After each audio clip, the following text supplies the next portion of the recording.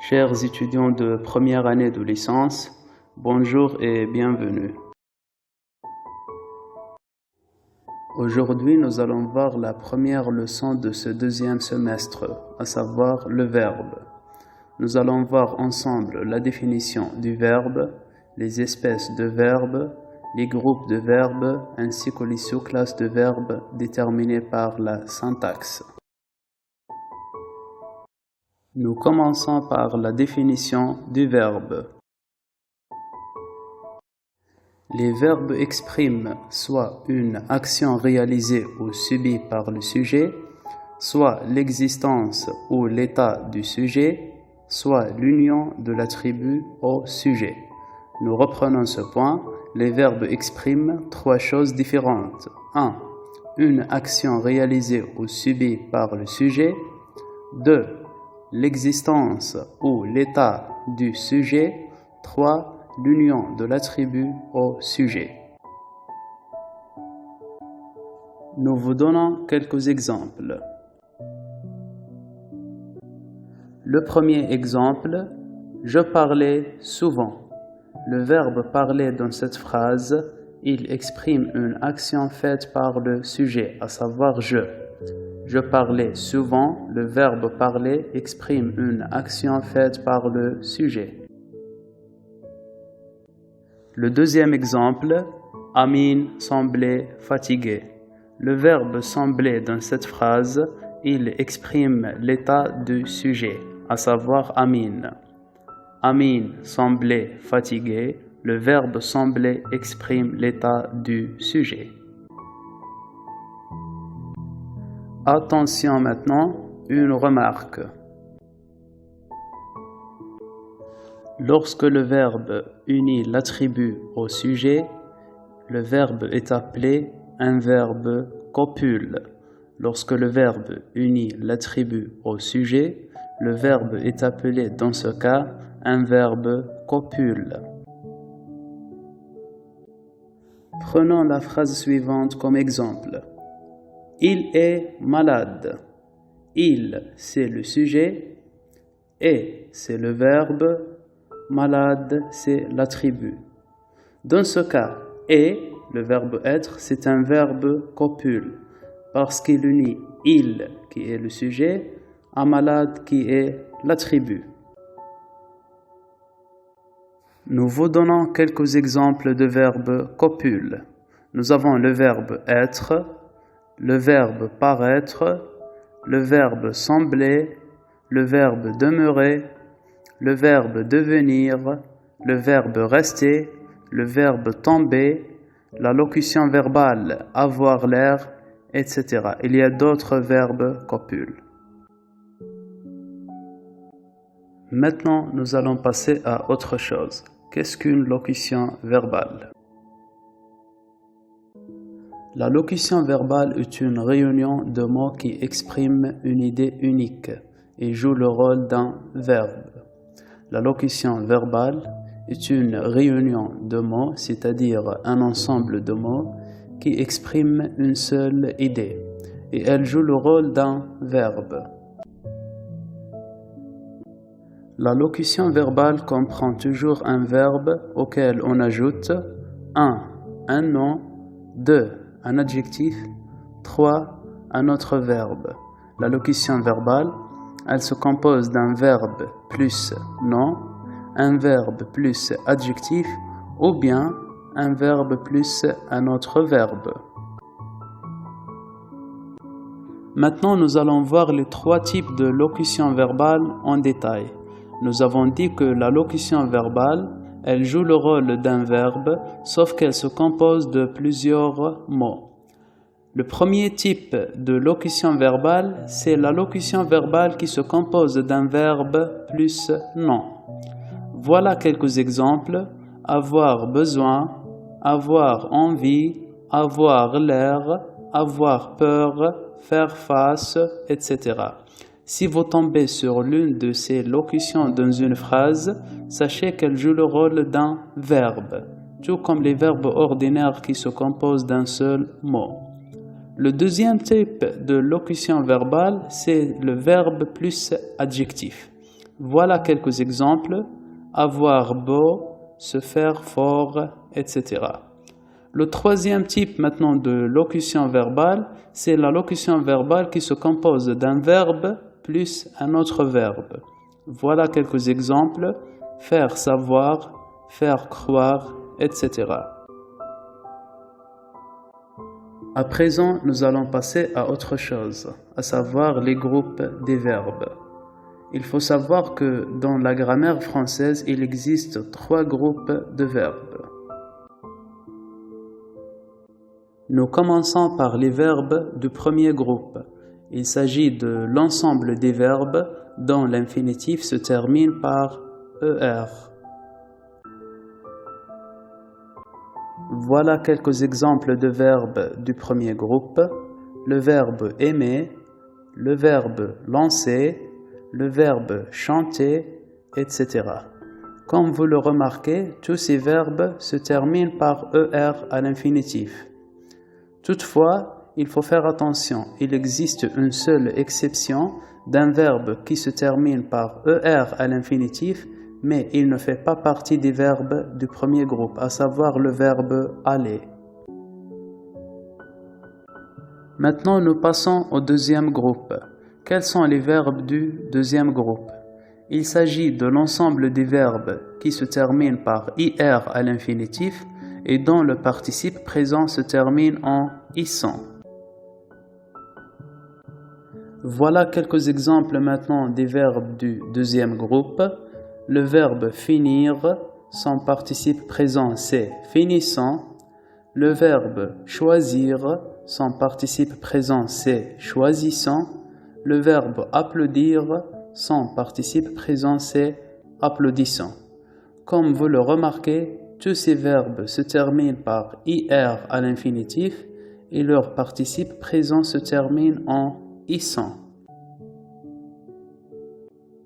Maintenant, nous allons passer au troisième groupe. Quels sont les verbes du troisième groupe? Il s'agit de l'ensemble des verbes qui ne font pas partie du premier groupe ou bien du deuxième groupe, à savoir les verbes qui se terminent par IR mais dont le participe présent ne se termine pas par ISant, le verbe aller, puisque c'est une exception qui ne fait pas partie des verbes du premier groupe, les verbes qui se terminent par war, les verbes qui se terminent par re, etc. Bref, il s'agit du reste des verbes qui ne font pas partie du premier groupe ou bien du deuxième groupe. Voilà quelques exemples maintenant de verbes du troisième groupe: le verbe courir, le verbe partir, le verbe ouvrir. Tous ces verbes se terminent par IR, mais attention, ces verbes ne font pas partie du deuxième groupe, mais ils font partie du troisième groupe, car leur participe présent ne se termine pas par ISant. Nous avons aussi le verbe pouvoir, le verbe savoir, le verbe voir, le verbe attendre, boire, rendre, le verbe aller, etc. À présent, nous allons passer aux différentes sous-classes des verbes déterminées par la syntaxe. Il faut savoir que nous avons 2 sous-classes de verbes déterminées par la syntaxe. La première sous-classe, elle contient les verbes transitifs. Qu'est-ce qu'on entend par verbe transitif? Il s'agit des verbes qui ont un complément d'objet. La deuxième sous-classe, elle contient les verbes intransitifs. Quels sont les verbes intransitifs? Ce sont les verbes qui n'ont pas de complément d'objet. Par la suite, nous allons expliquer davantage ces 2 sous-classes de verbes déterminées par la syntaxe. Nous commençons par la première sous-classe de verbes, à savoir les verbes transitifs. Il existe 2 types de verbes transitifs. Le premier type de verbe transitif, à savoir les verbes qui ont un complément d'objet, c'est le verbe transitif direct. On considère un verbe comme étant transitif direct c'est lorsque le complément d'objet est directement lié au verbe. Voilà quelques exemples. Le premier exemple, Nour attend un ami. Le verbe attendre ici, c'est un verbe transitif direct parce que le complément d'objet, à savoir un ami, le complément d'objet maintenant, il est directement lié au verbe. Voilà le deuxième exemple. Amine révise ses leçons. Le verbe réviser, c'est un verbe transitif direct parce que le complément d'objet, à savoir ses leçons, est directement lié au verbe.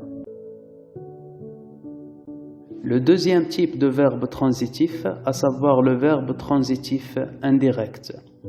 On considère un verbe comme étant transitif indirect, c'est lorsque le complément d'objet est introduit par une préposition. Dans ce cas, le complément d'objet, il n'est pas directement lié au verbe, comme c'était le cas avec le premier type, mais il est introduit par une préposition. Voilà deux exemples. Le premier exemple, Karim réfléchit à la question. Le verbe réfléchir dans ce cas, c'est un verbe transitif, c'est-à-dire c'est un verbe qui a un complément d'objet, mais ce n'est pas un verbe transitif direct, il est un verbe transitif indirect. Le complément d'objet, à savoir la question, il n'est pas directement lié au verbe, mais il est introduit par une préposition, à savoir la préposition à. Le deuxième exemple, Amine parle de son ami. Le verbe parler, c'est un verbe transitif, lui aussi, mais il n'est pas direct, il est indirect, parce que le complément d'objet, il n'est pas directement lié au verbe parler, mais il est introduit par la préposition de. Nous passons maintenant à la deuxième sous-classe de verbes déterminée par la syntaxe. Il s'agit des verbes intransitifs. Qu'est-ce qu'on entend par verbe intransitif? Tout simplement, ce sont les verbes qui n'ont pas de complément d'objet. Voilà quelques exemples. Le premier exemple, les enfants dorment. Le verbe dormir n'a pas de complément d'objet. Le deuxième exemple, ce malade souffre. Le verbe souffrir n'a pas de complément d'objet. Le troisième exemple, nous avons bien ri. Le verbe rire n'a pas de complément d'objet.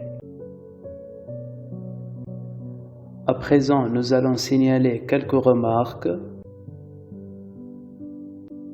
Nous commençons par la première remarque.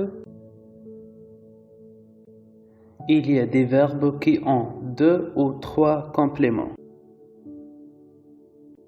Voilà un exemple. J'enseigne la grammaire aux étudiants. Dans cette phrase, le premier complément c'est la grammaire, le deuxième complément c'est aux étudiants. Nous passons maintenant à la deuxième remarque. La plupart des verbes intransitifs, c'est-à-dire les verbes qui n'ont pas de complément d'objet, sauf les verbes d'état bien sûr, la plupart des verbes intransitifs peuvent s'employer comme verbes transitifs, c'est-à-dire qui ont un complément d'objet. Voilà un exemple. Le mur penche. Le verbe pencher dans ce contexte, c'est un verbe intransitif, c'est-à-dire qui n'a pas de complément d'objet. Dans la deuxième phrase, Yasmine penche la carafe. Le verbe pencher, c'est un verbe transitif, c'est-à-dire un verbe qui a un complément d'objet, à savoir la carafe. Nous passons maintenant à la troisième remarque. Le complément d'objet est parfois nettement indiqué par les circonstances qu'il devient inutile de l'exprimer. Dans ce cas, le verbe reste transitif. Voilà un exemple. Cet enfant n'obéit pas. Cette phrase était à l'origine « Cet enfant n'obéit pas à ses parents ». Le verbe obéir dans ce contexte, c'est un verbe transitif, c'est-à-dire il a un complément d'objet, mais le complément d'objet dans ce cas, il est nettement indiqué par les circonstances qu'il devient inutile de l'exprimer. C'est-à-dire, il suffit de dire « cet enfant n'obéit pas » pour que tout le monde puisse comprendre que cet enfant n'obéit pas à ses parents. Le complément d'objet à ses parents, il est connu par tout le monde. Nous passons maintenant à la quatrième et la dernière remarque. Les verbes d'état ou verbes attributifs sont les verbes qui expriment un état ou un changement d'état. Ils n'ont pas de complément d'objet direct, ni de complément d'objet indirect, mais ils ont un attribut du sujet. Voilà quelques exemples. Le premier exemple, Amin devient gentil. Le verbe devenir dans cette phrase, c'est un verbe d'état. Le mot gentil donc, ce n'est pas un complément d'objet, mais c'est un attribut du sujet qui est Amin. Nous passons à la deuxième phrase, le deuxième exemple. Elle paraît calme. Le verbe paraître, c'est un verbe d'état. Le mot calme, ce n'est donc pas un complément d'objet, mais c'est un attribut du sujet. C'est ainsi que nous arrivons à la fin de cette leçon. Merci de votre attention.